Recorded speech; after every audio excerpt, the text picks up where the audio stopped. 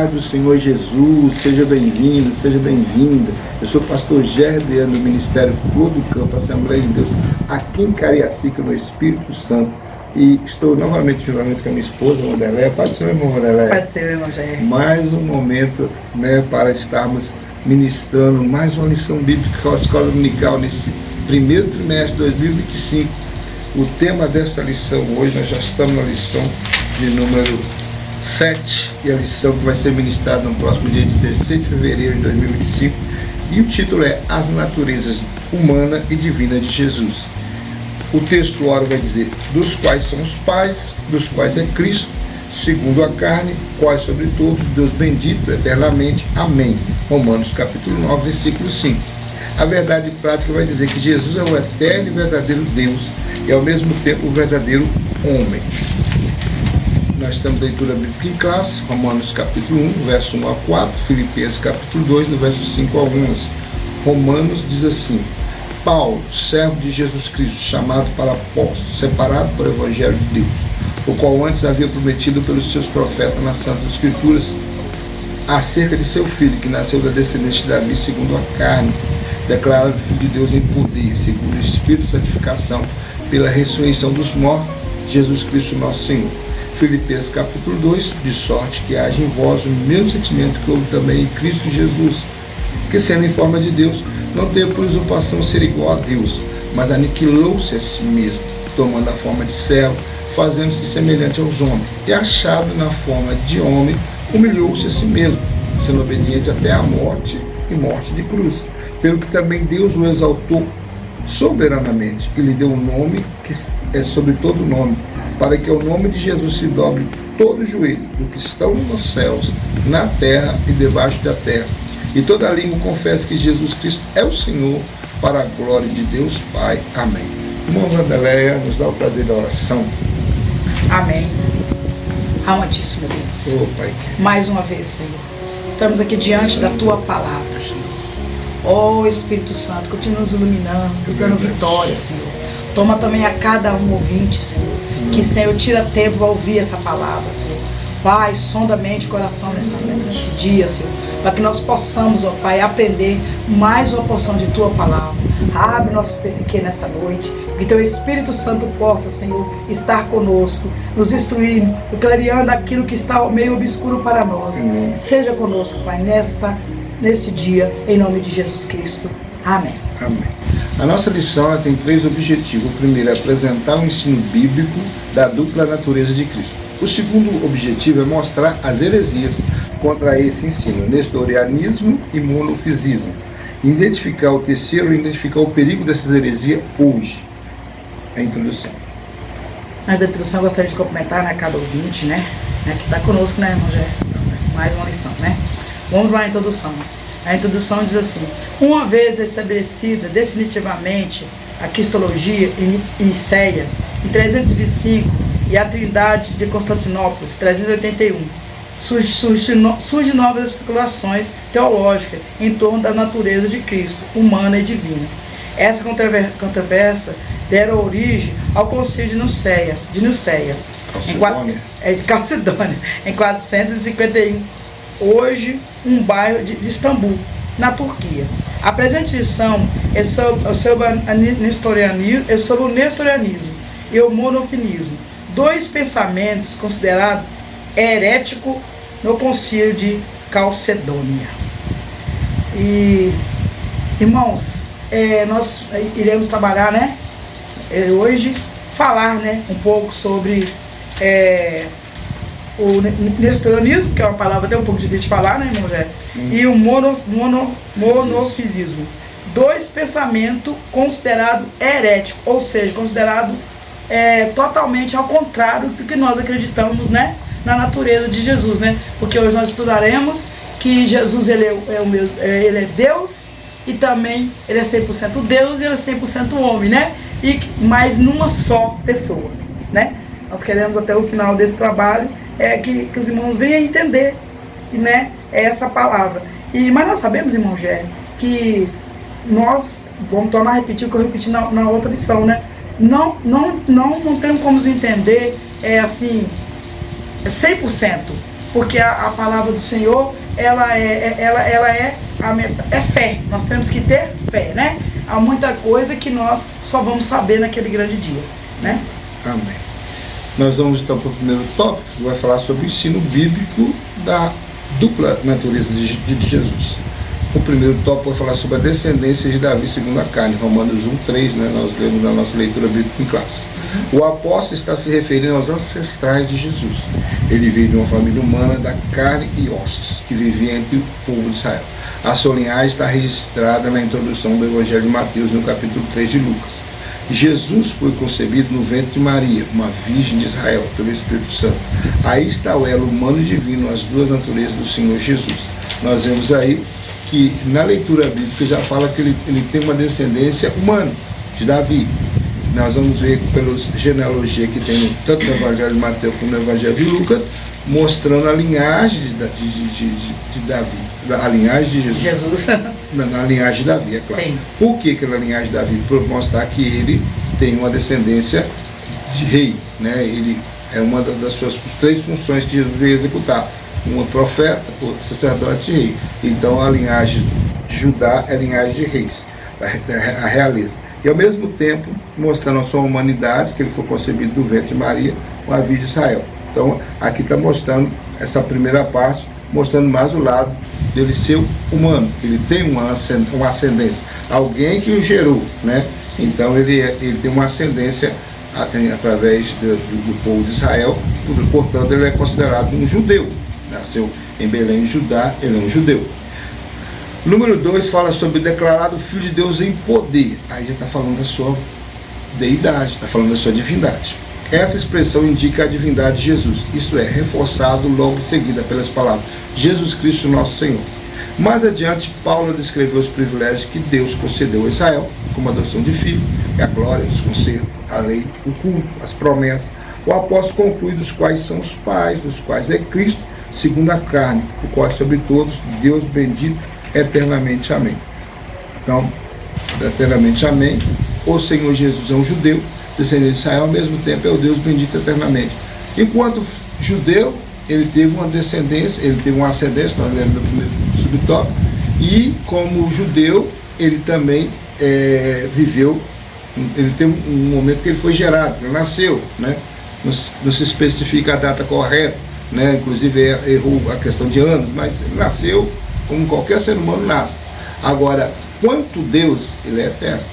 Ele é eterno antes que todas as coisas existissem, né? Lá já estava o Senhor.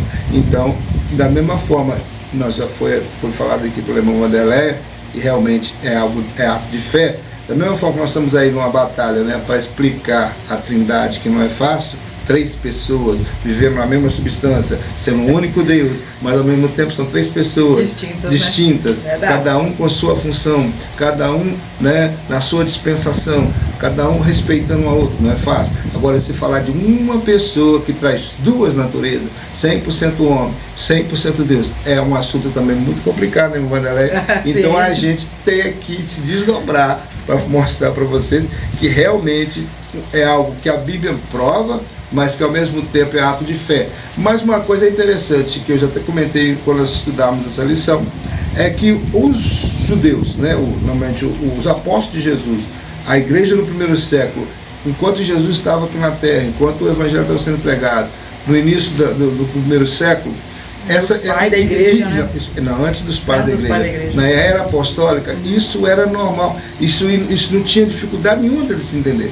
Todo mundo entendia a Trindade, todo mundo sabia, né? Os crentes conheciam a Trindade porque eles acreditavam na mensagem de Jesus. Entendia também essas 2 naturezas de Jesus.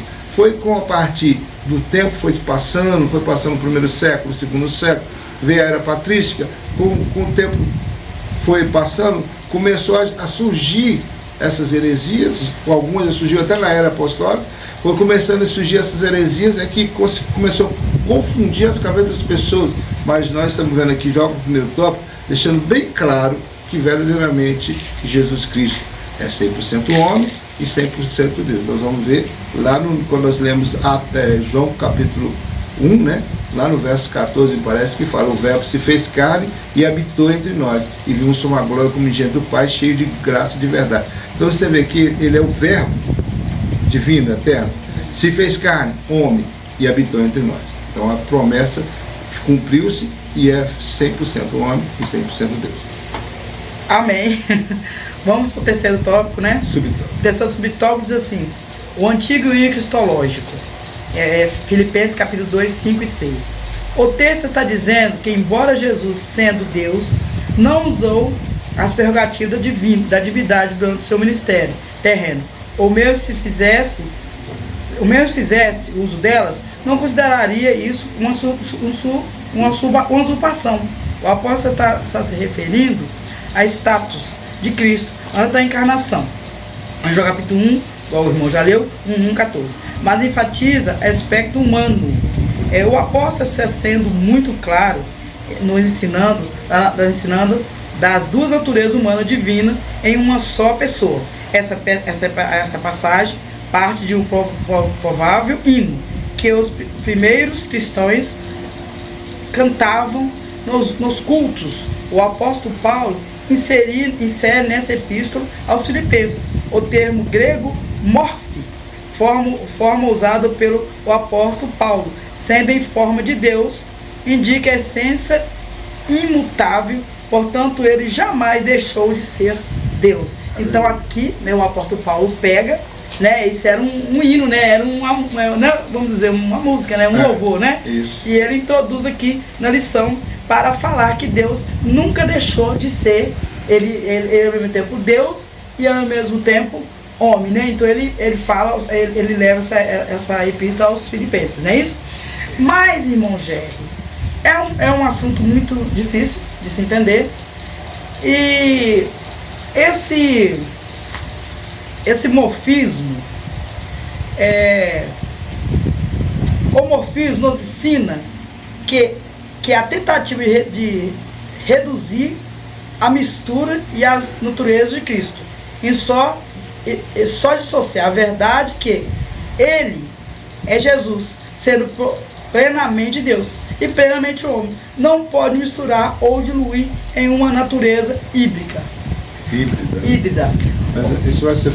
Mas falando, mas irmão Gé, é um negócio difícil, porque Jesus, ele poderia, aqui como o apóstolo falou, ele poderia sim usar a sua natureza, né? Ele poderia usar a natureza de homem e a natureza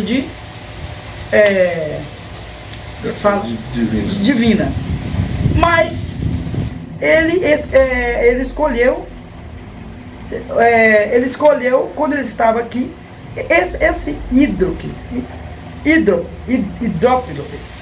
a palavra é difícil, esse morfismo, olha o que eles entendiam, que Deus, quando ele se fez carne, né, ele não era nem Deus e nem homem. Mas nesse texto que você falou, Filipenses 2, isso, quando fala da usurpação, porque ele, sendo Deus, não teve uma usurpação ser igual a Deus. O que é isso? Porque a usurpação significa você tomar algo que não é seu, fazer alguma coisa que é indevida, você entrar, você tomar uma identidade que não é sua.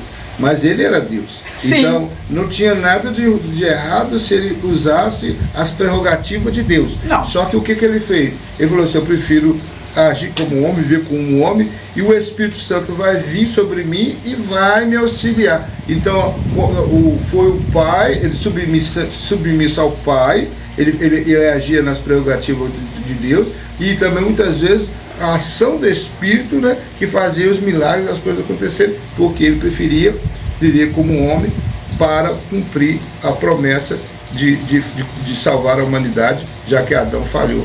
E também ele veio mostrar para nós que nós podemos, como homem, segui-lo. Porque se ele não é isso que ele veio mostrar para nós, porque se ele usasse o seu poder, ele não estaria se igualando a nós. Quando Jesus ele está na forma de homem, ele veio fazer o quê?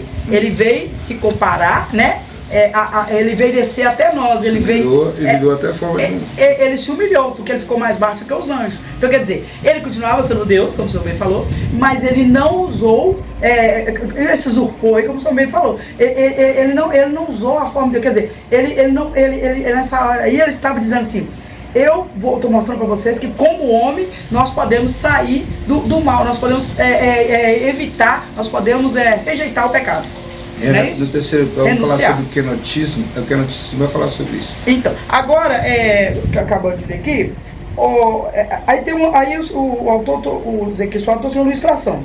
A ilustração de um bronze, a liga de um breve, um bronze, um bronze de uma liga. Desculpa interromper, mas vamos deixar eu iniciar aqui, para nós seguir a ordem aqui, que você já tá... porque senão vai ficar difícil. O tempo nosso está muito curto hoje. Vamos lá.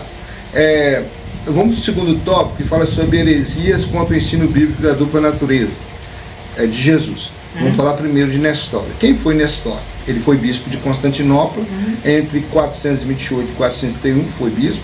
Nestório discordava do título dado a Maria, defendido por Cirilo de Alexandria, que nasceu no ano 376 e morreu no ano 444. Mãe de Deus, era o título que Cirilo de Alexandria falava. Em grego é Theotokos, literalmente portadora de Deus. Ele sugeriu receptora de Deus, ou Christotokos, mãe de Cristo. Sim, Maria é mãe de Jesus humano, Mateus 2:11. E não mãe de Deus, visto que Deus é eterno.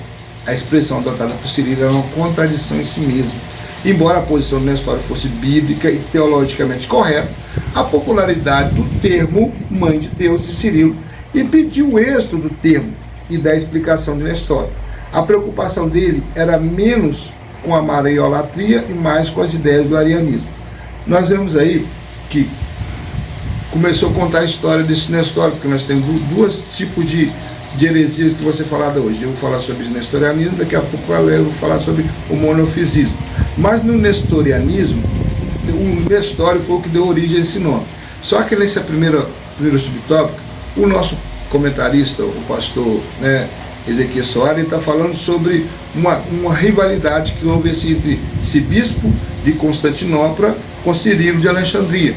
O que foi? Porque esse Cirilo de Alexandria, ele queria, de qualquer maneira, dar o título para Maria, mãe de Deus, que seria no grego Theotokos. Mas ele falou, isso não é correto, ela não é mãe de Deus. Então vamos criar outro nome, vamos colocar receptora, Vamos colocar Theotokos, que ela seria mãe de Cristo, que seria do Jesus humano, Vamos falar assim? Sim. Aí só que, mesmo ele sendo a pessoa que estava correta, na história, essa questão estava aqui correta, mas esse termo de Deus é o que caiu no gosto popular, Então acabou que ele perdeu, vamos falar assim, entre aspas, ele perdeu para Cirilo nessa questão, porque o mãe de Deus ficou muito mais popular do que ser mãe de Jesus humano, inclusive porque ela é um ser humano, Não tem ninguém que pode ser mãe de Deus, porque enquanto Deus existia antes que qualquer um existisse, até Maria existisse, Então nós vamos aí para o segundo subtópico. Então aí houve essa primeira confusão entre Nestório e Cirilo de Alexandria. Agora vamos ver o que é o nestorianismo. Nestório defendia a formulação dos pais niceno. A divindade de Cristo e a humanidade é definida no credo niceno constantinopolitano em 381. O que é isso? Ele concordou com as decisões que aconteceram em Nicéia, que Jesus é Deus, Então na Nicéia foi uma briga, mas foi comprovado que Jesus não era um Deus menor como os arianismos pregavam, como subordinacionismo pregavam, um Deus menor, um Deus subordinado, um Deus com D minúsculo. Então, ele concordou com o credo niceno de Constantinopla também, que provava a trindade, Jesus sendo igual com o Pai. Então ele concordou com isso tudo. Quer dizer, que ele é um camarada que realmente, se você for analisar a história de Nestório, não parece que ele tem um jeito de herege. Mas segundo o pensamento nestoriano, as duas naturezas de Cristo, a humana e divina, eram duas pessoas. Aí começou a heresia. Essa foi a acusação contra ele. A ilustração nestoriana era a comparação de marido e mulher serem uma só carne. Gênesis 2:4, quando o Senhor instituiu o casamento e falou, serão ambos uma só carne. Essa alegada afirmação nestoriana foi considerada heresia pelo concílio de Éfeso, em 431. Ele foi condenado por esse concílio, que o declarou herege e o imperador exilou. Segundo, né, o nosso comentarista aqui no livro de apoio, ele fala um pouquinho mais a respeito disso. Ele fala que isso nunca foi verdadeiramente comprovado, porque acredita-se que esse Cirilo aqui de Alexandria, ele tinha um conhecimento, né, uma influência grande na época, e acredita-se que, ainda não foi comprovado, que talvez essa história, esse nestorianismo aqui, foi uma história criada por Cirilo para que ele fosse condenado no concílio de Éfeso, na história, né? Quer dizer, prejudicou ele para tirar fora. Exatamente. Então ninguém, não é provado. Por enquanto, o que é nestorianismo? É quem prega essa mensagem, que Jesus tem são dois corpos, né? São duas pessoas, um é humano e o outro é divino. E não existe isso. O que nós estamos ensinando aqui dentro da lição, né, é a humanidade de Cristo e a deidade absoluta de Jesus, sendo ele 100% homem, 100% Deus, habitando num corpo. Como o homem, ele tinha alma, espírito e corpo, como nós temos, né? A nossa tricotomia tinha em Jesus. Ao mesmo tempo também, como Deus, ele é eterno. Ele já existia antes que todas as coisas acontecessem. Quando João escreve o seu evangelho, ele já começa falando que no princípio, ele estava no princípio com Deus, no princípio é a eternidade, então ele é eterno, amém? Então, vamos agora para um monofisismo. Porque Maria, ela gera um ser humano, ela não vai gerar Deus, porque Deus é ingerável, né? Não tem então, como. Não tem como. Vamos falar, o monofilismo. O termo vem de duas palavras gregas, né, que eu já li, e seu principal expoente foi Eutico, também conhecido como Eutique.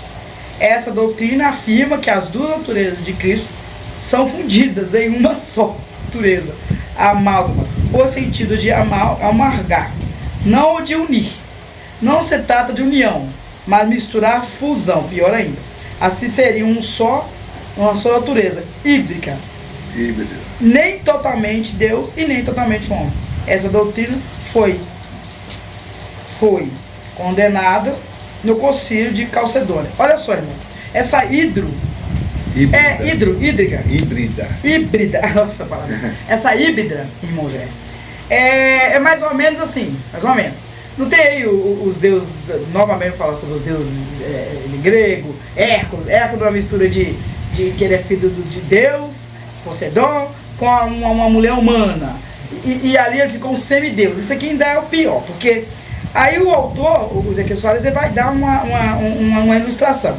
Aí ele vai dar a ilustração aqui sobre o bronze para a gente entender mais, né? Aí ele diz assim, ó, o bronze é uma liga de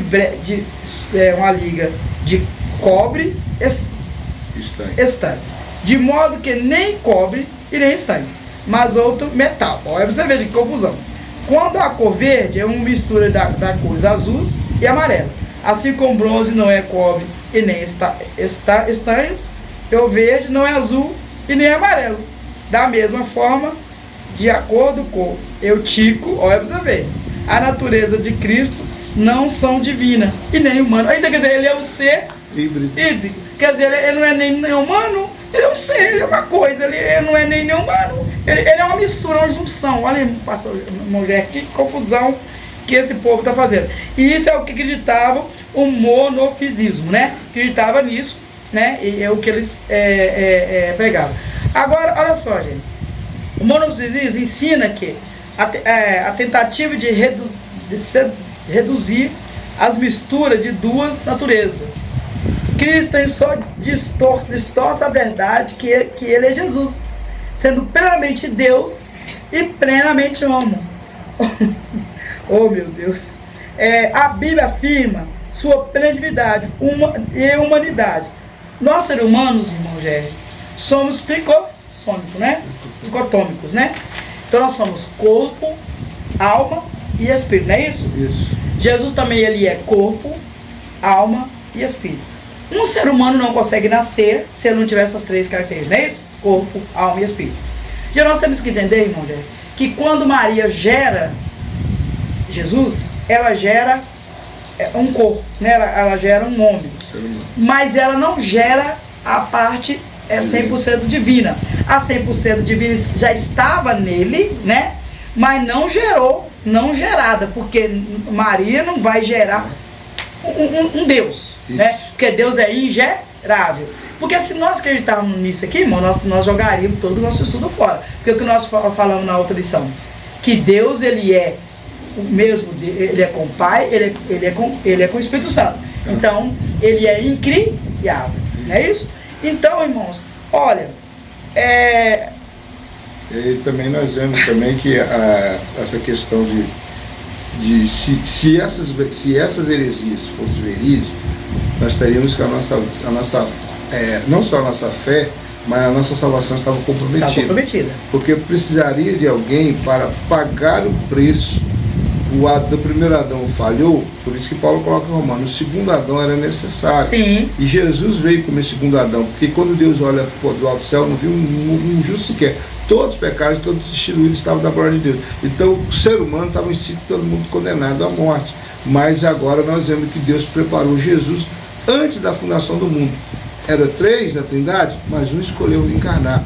Tanto é que ele é singular, né, no meio da Trindade. Porque só ele é 100% homem e 100% Deus. O Pai continua sendo Deus em espírito e em verdade. O Espírito Santo continua sendo Deus em espírito e em verdade. Mas quem na Trindade é 100% homem e 100% Deus é só Jesus. E por que o exemplo, e por que fala o segundo Adão? Tem explicação. Porque Adão, ele nasceu sem pecado. Isso. E se nós concordarmos, igual tem algumas teses aí, que Maria é mãe de Jesus, né, em carne, não tem como, porque Maria era pecadora, atrás do pecado do nascimento. Então, quando nós comparamos com Adão. Não aquele Adão que pecou, mas o Adão antes do pecado, né? Então, irmão, nós não temos como comprovar isso, irmão, assim, 100%. Porque eu vou deixar para os irmãos, em Romanos, capítulo... Ai, meu Deus. Em Coríntios, capítulo 13, diz assim: porque agora vemos por espelho, em enigma, mas então veremos face a face. Agora conheço em parte, mas então conheceremos também ou como ele nos conhece. E nós agora vemos como um espelho, nós vemos emborrado as coisas, né, do Senhor. Mas um dia, irmão Gé, nós veremos assim com clareza. Então, é o que eu vou falar o tempo todo nessa lição. Nós servimos ao Senhor com entendimento, como diz Paulo, mas também o que nos garante que Jesus é 100% homem, 100% Deus, é a nossa fé que nós temos na sua palavra. Amém. Pode ler o Concílio Calcedônio aí. Concílio. O quarto subtópico diz assim: Concílio Calcedônio. Essa formulação teológica fala das duas naturezas de Cristo em uma só pessoa. As propriedades de cada natureza permanecem intactas, concorrendo para formar uma só pessoa em substância, não dividindo ou separando em duas pessoas, mas só é mesmo Filho unigênito Deus, Verbo, Jesus Cristo, Senhor, encarnação do Verbo. Não é uma conversão ou transmutação de Deus em homem, e nem de homem em Deus. A distinção precisa entre natureza e pessoa, diz o documento. A união dessas duas naturezas é permanente como resultado da encarnação do documento. É uma interpretação precisa das Escrituras. Então, o Concílio de Calcedônia, né? Chega a essa conclusão. Que realmente houve as duas naturezas em um só Deus. Sim, que é Jesus. Porque, irmãos, não tem como separar. Ô irmão Gé, eu trouxe algumas coisas, por exemplo, até mesmo o inimigo, ele sabe que Jesus é Deus.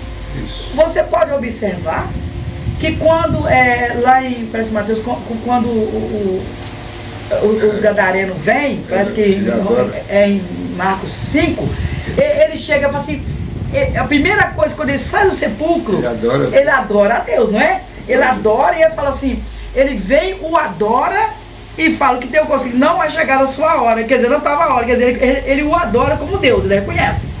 Outra coisa, Deus, e ele aceita a adoração. Isso. Porque ele é Deus. Agora, irmãos, tem alguns atributos de Deus, que ele vai deixar, como você falou, desvaziou, ele vai deixar de usar. Qual é o atributo, irmão Gê? O atributo que Deus deu de usar quando ele está aqui na terra é o atributo da sua onipresença. Porque quando Jesus está aqui na terra, ele não usa esse atributo. Porque não é o atributo para onipotência, onipresença, onisciência, né? Ele deixa de usar esse atributo onipresença, porque ele como Deus, ele pode estar em todo lugar. E quando ele está aqui na terra, ele está como homem, né? Exercendo a sua prática de homem, ele deixa de ser onipresente. O que ele faz? Ele caminha sobre o mar, ele anda como qualquer pessoa normal. Então ele deixa de estar em vários lugares ao mesmo tempo. Então ele deixa alguns dos seus atributos. Sendo Deus, o espaço e o tempo não prende a Deus. Sim. Agora, no momento que ele se torna 100% homem, agora ele está preso no espaço-tempo. Ele está preso no espaço e preso no tempo. Como nós estamos encapsulados no tempo, ele também, no espaço e no tempo, ele também, como homem, naquele período da sua humanidade na Terra, ele também teve que ficar nessa mesma condição que nós ficamos encapsulados no tempo. E Isaías 9,6, nós vamos ver lá no Velho Testamento, fala, porque o menino nos nasceu, um filho se nos deu, né? O principado está sobre seus ombros. O seu nome será maravilhoso, conselheiro, Deus forte, Pai da eternidade, Príncipe da paz. Quando Isaías profetizou isso 700 anos aproximadamente antes de Jesus nascer, ele já falou, um menino nos nasceu, o homem. Um filho se nos deu, o divino, a parte de Deus. O menino nasceu, mas o filho se nos deu. Então, o filho não foi nascido. O filho é aquele título que Jesus já trouxe antes mesmo de ser homem, antes de se encarnar.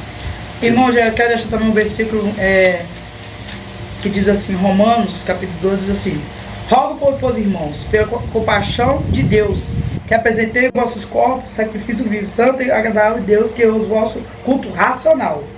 E não vos conformeis com este mundo, mas transformai-vos para a renovação do vosso entendimento, para que experimenteis qual seja a boa, agradável e perfeita vontade de Deus. Porque pela graça que me é dada, diga a cada um dentre vós, que não saiba mais do que convém saber, mas que saiba com temperança, conforme a medida da fé que Deus repartiu a cada um.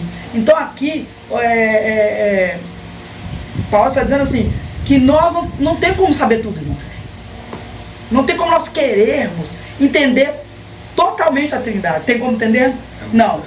Nós estamos limitados, porque a graça me dá, a graça me é dada, né?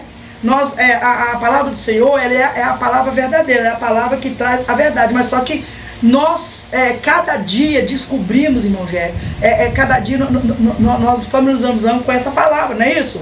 Porque nós não tem como nos entender Deus completamente. Mas cada dia o Espírito Santo ele vai nos dando clareza, não é isso? Para entendermos a sua palavra. Então por isso nós devemos saber que a palavra de Deus, ela não contém, a Bíblia não contém a palavra, mas ela é a palavra viva. E às vezes nós devemos incansavelmente, irmão, já estudarmos essa palavra. Não ficar só ouvindo o que as pessoas falam, mas estudarmos essa palavra para que nós cada dia, irmão, já venhamos entender a palavra do Senhor. Porque o que hoje está obscuro, amanhã o Espírito Santo nos abre o nosso entendimento.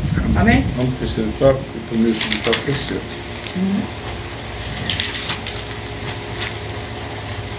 Irmãos, nós vamos, o terceiro subtópico, terceiro tópico vamos falar o perigo dessas heresias na naturalidade. Os monofisitas, quanto à doutrina monofisita, foi rejeitada juntamente com o nestorianismo. Houve uma reação. Jacob Baradeus, em 578, um monge sírio liderou o grupo monofilista e preservou a tradição sírio monofisista. conhecido como tradição jacobita. Ele e seus seguidores rejeitaram a decisão do concílio de Calcedônia.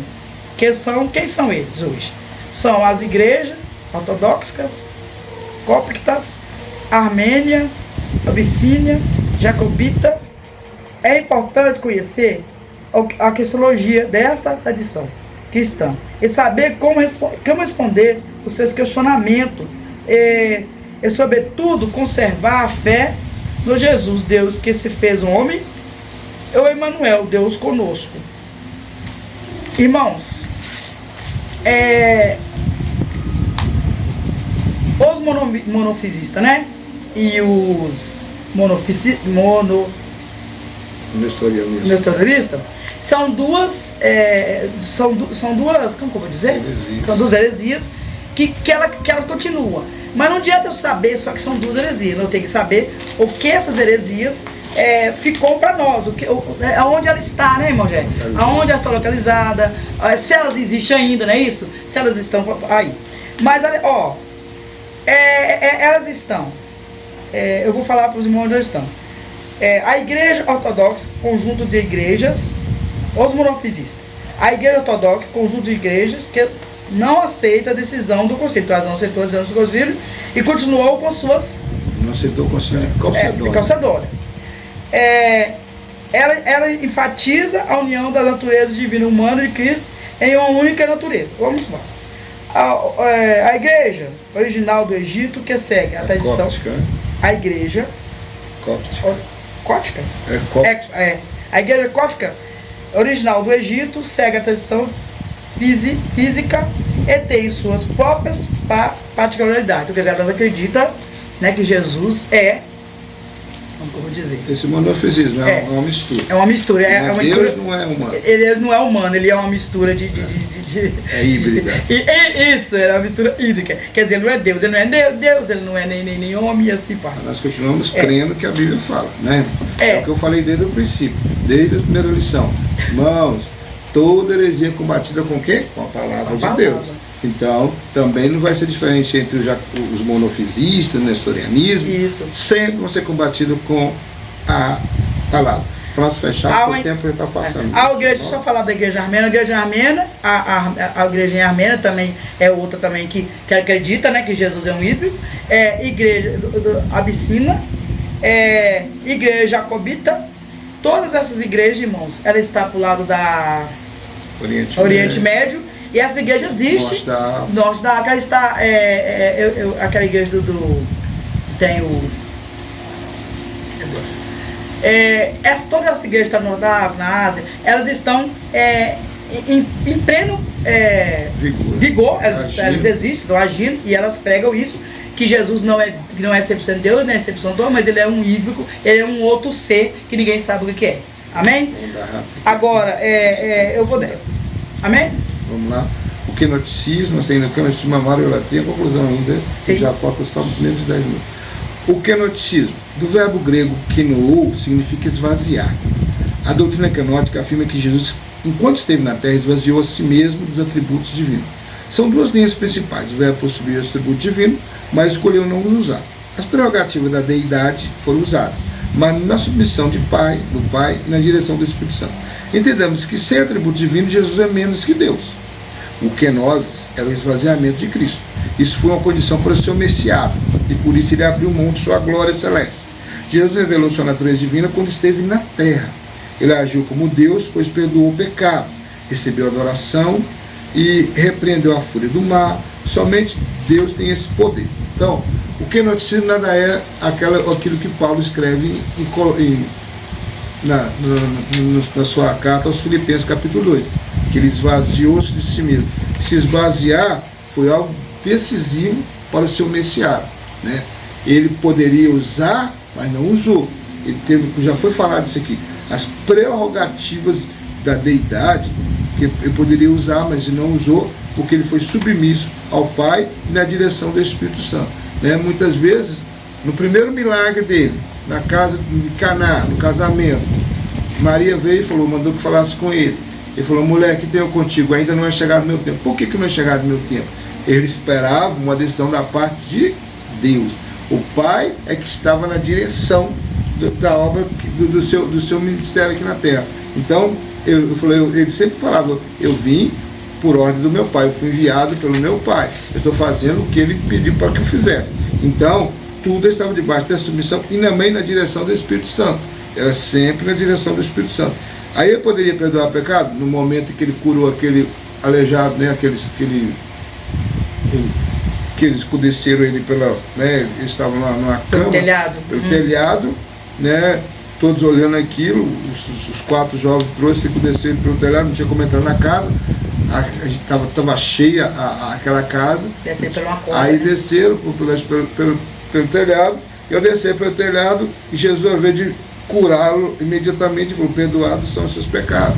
E na hora que ele fala, perdoados são os seus pecados, houve uma murmuração entre eles ali, e aí ele falou, né, por que arrazoais em seus corações? Provar que o Filho do Homem tem poder na terra de perdoar pecado? Qual é mais fácil? Falar para ele, perdoados são os seus pecados, ou levanta, toma sua cama e anda? Pois para provar que o Filho do Homem tem poder na terra para perdoar pecado, levanta, toma sua casa e toma sua cama e anda. Ele levantou no mesmo momento e tomou sua cama e andou. Então, para provar ali não só que ele poderia perdoar pecado, como ele poderia realizar milagres e operar maravilhas, como ele andou sobre o mar, como ele repreendeu a fúria do mar. Tudo que ele fez foi debaixo desse poder. E só Deus tem esse poder. Tanto é que Nicodemo, no capítulo 3, quando foi falar com Jesus, a primeira coisa que ele falou, tudo que tu fazes só pode vir de Deus, porque o que o senhor faz, se não fosse de Deus, não seria. Então, a verdade é essa. Então, o próprio homem reconhecendo que Jesus, igual o caso que a minha esposa contou, a questão também do gadareno, reconhecendo, né, mesmo cheio de demônios, os demônios reconhecendo a divindade de Jesus naquele homem, né, ele sendo um homem e sendo Deus. E a mariolatria? O catolicismo romano adotou o termo mãe de Deus de Cirilo, gostou, né? Meu Deus. E assumiu. Ou seja, um pensamento antibíblico que desenvolveu uma teologia que permanece até hoje por conta da sua popularidade. Com isso, aprendemos que o que parece certo e a escolha popular nem sempre representa a verdade. Então, não é por causa da multidão, não é por causa do maior grupo, não é por causa de bilhões de pessoas falar uma coisa, se está contrariando aqui a palavra de Deus, de maneira alguma, nós como servo do Senhor, você como servo do Senhor que está nos ouvindo, vai de refutar. Amém? Quero passar para a irmã Vanderlei a conclusão. Irmão, a conclusão vamos dizer assim, o concílio de Calcedônia, em 450, reafirma os 2 concílios anteriores, o de Niceia, em 325, e o de Constantinopla, em 381, ratificando os credos produzidos por esses conclaves gerais, estabelecido definitivamente as 2 naturezas de Cristo. A melhor maneira de se proteger dessas e de outra heresia é conhecer bem no que acreditamos, os ensinos oficiais de nossa igreja, os seus respectivos fundamentos bíblicos. Isso serve como nossa referência quando nós deparamos com doutrinas inadequadas. Irmãos, nós temos que saber o seguinte, nosso tempo não está dando mais, irmão, mas eu gostaria de esclarecer uma coisa seguinte, não temos aversão a Maria, nada disso. Ela é a bem-aventurada, né? Ela gerou a mulher, né? Sim, ela teve todos os seus atributos, né? Para ter o Filho de Deus, e ela gerou, sim, o Filho de Deus, mas não é a bem-aventurada, essa é lembrada até o dia, né? Que Jesus nos buscava, mas Maria, ela não está intercedendo por mim, não, porque ela é uma pessoa de carne e osso, pecadora como eu, e ela se foi agraciada, bem-aventurada, de ser mãe do Salvador. Mas ela também, como eu e você, depende do sangue de Jesus, né? Para purificar o seu pecado. E Jesus também veio para salvá-la, como a mim e a você. O cântico de Maria fala isso. Disse então Maria, a minha alma engrandece ao Senhor. O meu espírito se alegra em Deus, meu Salvador, porque atentou na humildade de sua serva, pois eis que desde agora toda geração me chamarão bem-aventurado. Ela, no segundo versículo que eu li aqui, ela falou, o meu espírito se alegra em Deus, meu Salvador. Então, aquela que trazia no ventre Jesus, ela reconhecia que ele precisava desse Salvador, para salvar a sua alma. Então, como uma pessoa que precisa de um Salvador, não tem como ela ser uma corredentora. Então, ela verdadeiramente ela é mãe do Jesus Filho, né, do Jesus homem, para que ele viesse ao mundo. mas ao mesmo tempo ela não poderia ser mãe de Deus, porque ela também foi criada, criatura como qualquer um de nós, né? Então, e para findar aqui a lição, tem a humanidade de Cristo, que está aqui no nosso declaração de fé, que fala que a Escritura Sagrada apresenta diversas características humanas de Jesus. Relata sua infância em foco seu desenvolvimento físico, intelectual e espiritual. Crescia em Jesus em sabedoria, estatura e graça para com Deus e com os homens. E o menino crescia e se fortalecia em espírito, cheio de sabedoria e graça de Deus estava sobre ele. Isaías anunciou de antemão sobre Emanuel: manteiga e mel comerá, até que saiba rejeitar o mal e escolher o bem. Ele tornou-se homem para suprir a necessidade da salvação da humanidade. Então isso que é importante, ele tornou-se homem para suprir a necessidade da salvação da humanidade.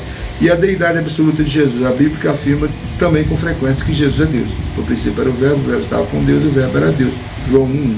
Porque nele habita corporalmente toda a plenitude da divindade, Colossenses 2:9. A Escritura Sagrada revela o atributo divino da pessoa de Jesus. Ele é eterno, porque o menino nos nasceu, um filho se nos deu. Já li esse versículo, então não vou ler mais. Mas só que aqui já prova também a sua deidade. Nós vamos ver em eu sou o Alfa e o Ômega, princípio e o fim, diz o Senhor, que é, que era e que há de vir, o Todo-Poderoso.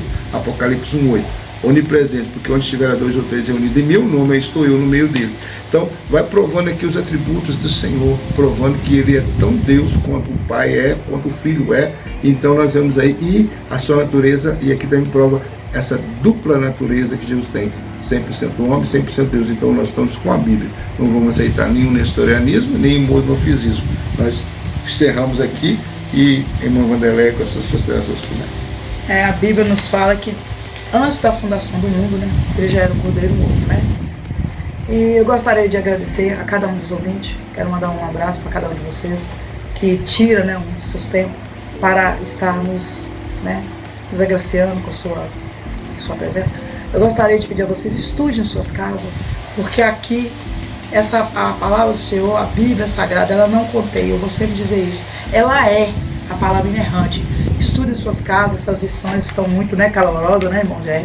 Estão uma lição muito difícil, mas o Espírito Santo possa iluminar a sua mente, e ore por nós somos carentes das orações dos irmãos. Eu também compactuo com as falas da Vanderlei, né, minha esposa. Também necessitamos das vossas orações, então lembre de nós das suas orações aí. E não pare de ler a Bíblia e não deixe de ir. Não vai todo domingo, hein, na Escola Bíblica Dominical. Que Deus em Cristo nos abençoe, em nome de Jesus. Amém.